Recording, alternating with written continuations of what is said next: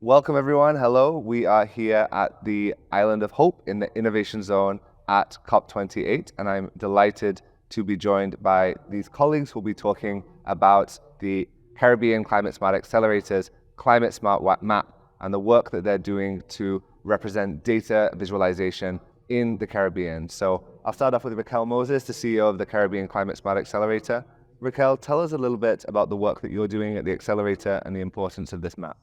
Sure. So we have been embarking upon this journey to visualize the data to allow for the thing that we don't have in the region, which is vast amounts of data and economies of scale. When you're able to look beyond a single territory, but able to look at various territories for the purpose of creating projects, for funding projects, for attracting philanthropy, for attracting investment, it allows us to be able to attract those kinds of innovative solutions, even for entrepreneurs to look at what are the needs of various countries in terms of their climate plans, and how can we fill those gaps without just looking at an individual country or looking at an individual territory within a country.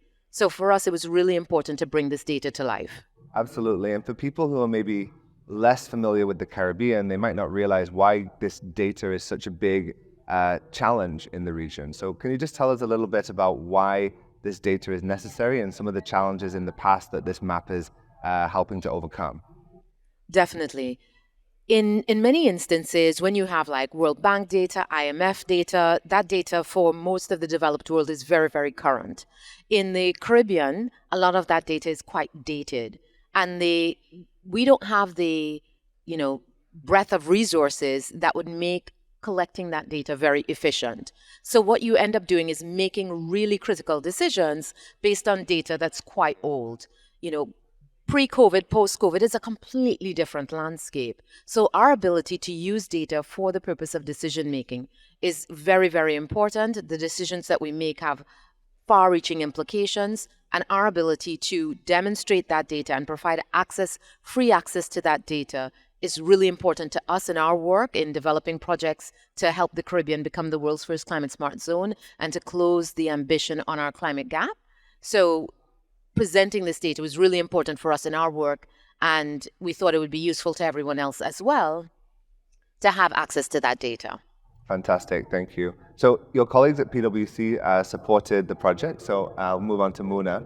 Muna, can you tell us a little bit about the data collection process and some of the challenges in collecting data in the region? Okay, thanks for that. So when we started working on this project, PwC Trinidad and Tobago and PwC India, so we had one task at hand, which is to develop a climate smart roadmap for the Caribbean countries.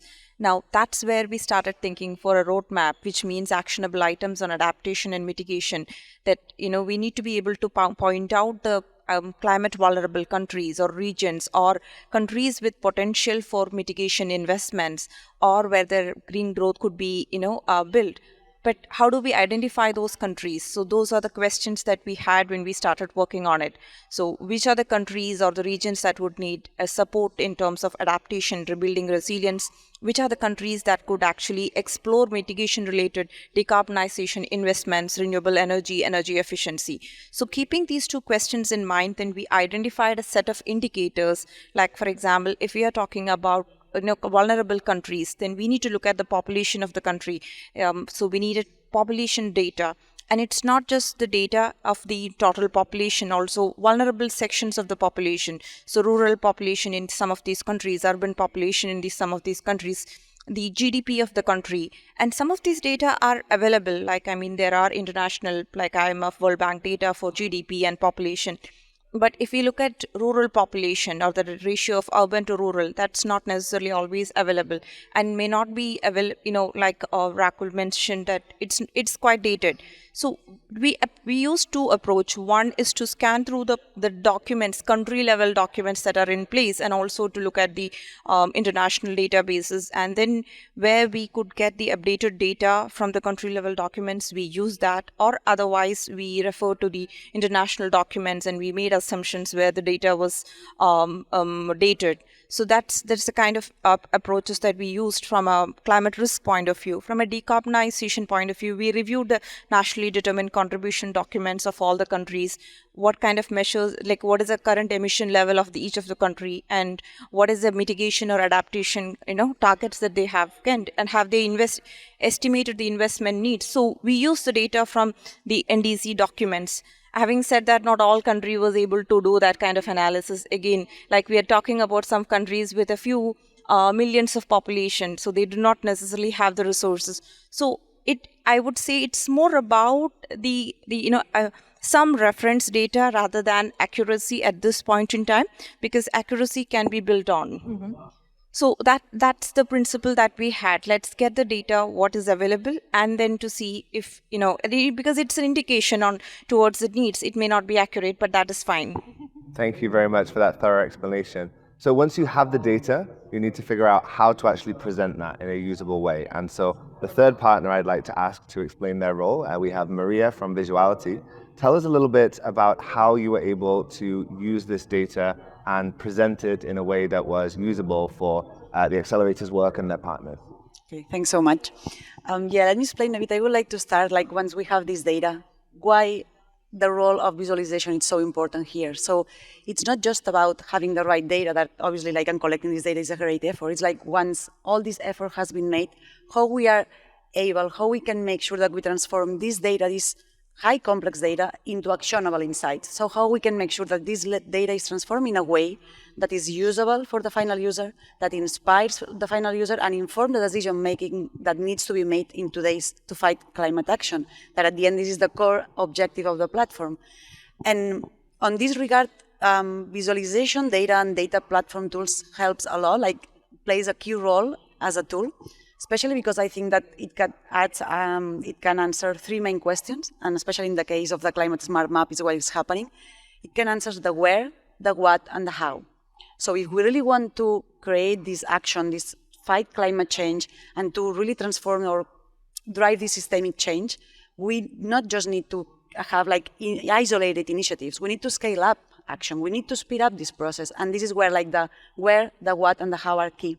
So to give you an example, when you have a platform like the Climate Smart tool, the where is key, because you can really identify through this data, where are the hotspots, where are the critical areas, where are the risks, the vulnerabilities, where I have to prioritize. Because if we want to have this systemic change, and in the urgency that we are right now, we need to prioritize this action.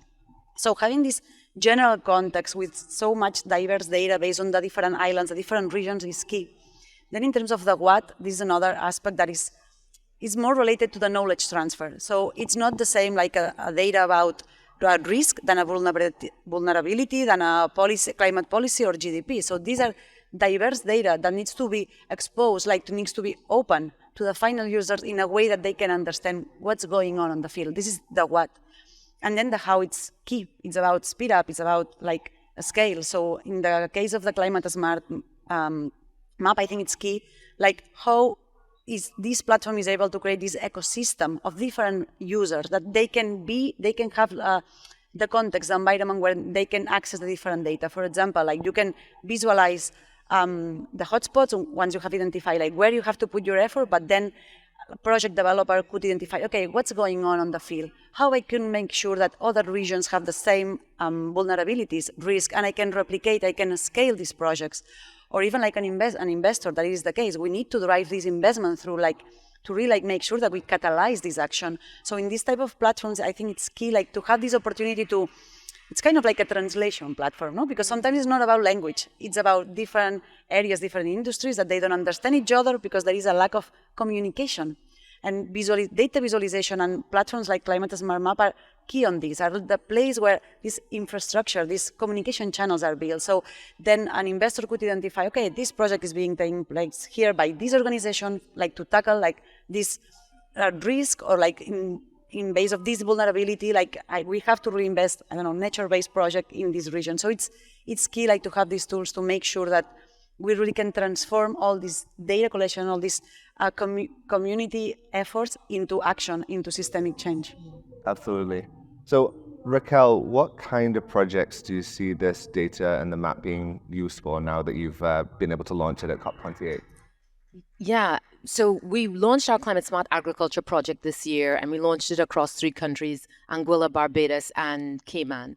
And now we can take a look at the region and the proximity of various islands and then determine where does this need to be scaled to from a food security standpoint, and use the data that's on the map to determine what is the next location. But it can be huge as well in energy to look at all of the countries, what is their implementation level of renewables against their goals, and where are the biggest gaps, where are the biggest opportunities. But it's also to highlight our centers of excellence. So Costa Rica, for example, is already at 100%. Suriname is above their NDC. And it gives us a benchmark to look at what is the energy mix across different territories, and where is it a similar geography to mine that I could implement a similar policy? Or where can I borrow policies because this seems to be working for this island? So it helps us a lot with our food security projects, our conservation projects, energy projects, our green jobs projects. It can help us to develop and deliver and help attract funding for any of the projects that we have in our portfolio. Absolutely. So you've launched the project here at COP28. What's next? What should we expect to see over the next few years? So for us, it is continuously adding data. I mean, we're working really closely with PwC Trinidad and PwC India. We're working exceptionally with Vizzuality on continuing to build out the data set. Right now, you can not only visualize the data, but ultimately you'd be able to download elements of the data for your own research, for your project development. And we hope to just continue to evolve this platform. We also want feedback on the platform. So where is the platform not working? Where is there data that you need that you're not seeing visualized that would help you in building a project? So it's also not just a translation, but a communication framework for us to work with project developers and philanthropists and investors on what is the data that you need to make key decisions about our region. Absolutely. Well, Racquel, Muna, Maria, thank you so much for joining us here at the Island of Hope and sharing more information about the Climate Smart Map. Very exciting work, and we look forward to seeing where this project goes. And thank you so much, James. We really appreciate all the work that you're doing in islands at Island Innovation. Thank you very much, Racquel.